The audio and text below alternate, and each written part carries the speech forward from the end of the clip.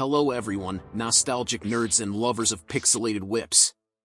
Today we talk about one of the most iconic games of the Super Nintendo, a masterpiece that made every drop of sweat, blood and blasphemy, epic moments, Super Castlevania IV.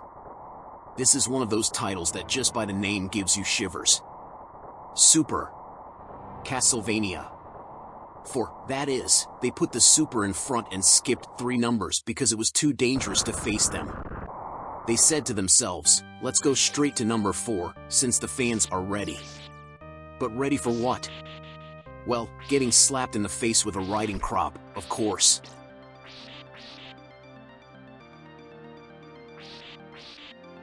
Let's start with something fundamental, our hero, Simon Belmont.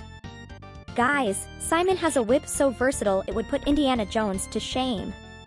In this game you can use the whip in all directions, and I mean all. Up, down, left, right, diagonal, even at midday and 5 in the afternoon. It's as if Simon has had a crash course in frustology. Here's the kicker, for once, you can hit enemies without having to make acrobatic moves with the D-pad. If you see a bat flying high, you whip it high. An approaching knight? Frontal whipping. But the best is when you discover that you can also use the whip as an elastic cord and make it swing for no reason, like a tired retired cowboy.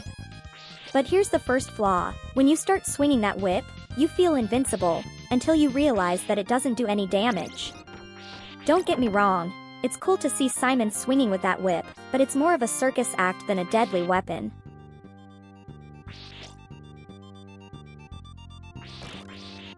Now, let's talk about the jump controls. This is where the game gets really interesting. Simon jumps like he has 2 tons of concrete in his shoes. Which is fine, because you know, he's a heavy vampire hunter, he has to carry all that dignity with him. But when you realize that once Simon is in the air you can't change direction, well, you understand that the real enemy of the game is not Dracula, but gravity. It's as if every leap is an existential decision. Do you want to jump to the right? Well, accept the consequences for the rest of your life, because you can never go back. And of course, Dracula laughs evilly every time Simon falls into an abyss due to a poorly calculated jump.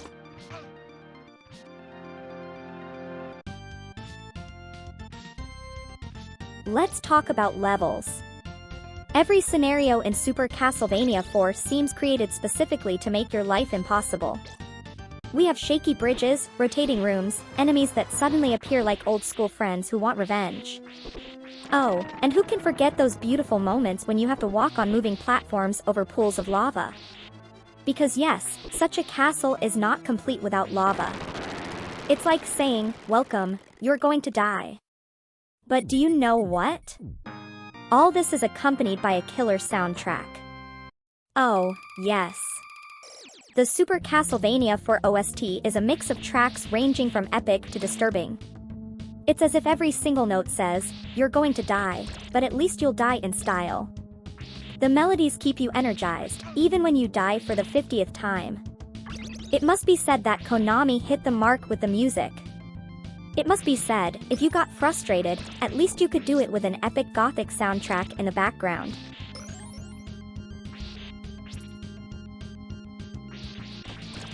We can't talk about Castlevania without mentioning the enemies. Here we have every creature out of a nightmare. There are zombies, skeletons, flying Medusa heads that, well, fly. But the real question is, who invented flying Medusa heads? It's as if the development team thought, you know what would be really annoying? Flying heads that don't follow any laws of physics. But the highlight are the bosses. Dracula, of course, makes his grand appearance at the end, but before you get to him, you have to deal with absurd creatures.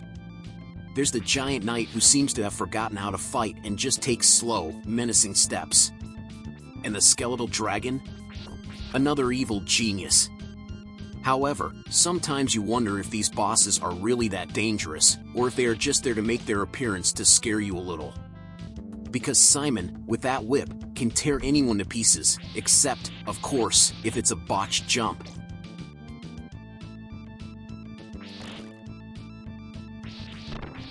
And now, a classic puzzle from the world of Castlevania. The hearts. No, they are not life. It's ammunition. That's right, guys, in the world of Castlevania IV, hearts aren't for restoring health, but for throwing daggers, hatchets, and bottles of holy water. A logic that would have driven anyone crazy. Oh, finally a heart, you think. Then you discover that it doesn't care, and the only thing left is a bitter taste in your mouth. Super Castlevania IV makes good use of the power of the Super Nintendo. The detail in the backdrops, the fluid animations, and the use of Mode 7. The glorious Mode 7, the one that made the screen swirl and make you say, wow, the technology of the future. Of course, today it makes us smile, but at the time it was the best.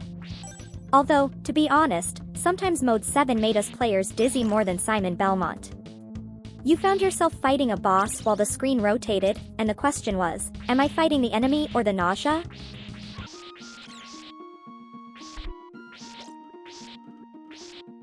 At the end of the day, Super Castlevania IV is one of those games that loves you and hates you at the same time. It gives you moments of pure glory when you slice a vampire with a precise whip, and moments of pure frustration when you fall into the void for the umpteenth time. But maybe that's the beauty of it. It's a constant challenge, a test of your patience, your reflexes, and your ability to accept failure over and over again. If you've never played it, do it. If you played it, play it again. And if you don't want to play it, well, at least watch someone suffer for you. And with that, friends, we conclude our journey to the most frustrating castle ever. Remember to subscribe, leave a thumbs up, and maybe comment with the number of times you died because of those damn jumps. Until next time.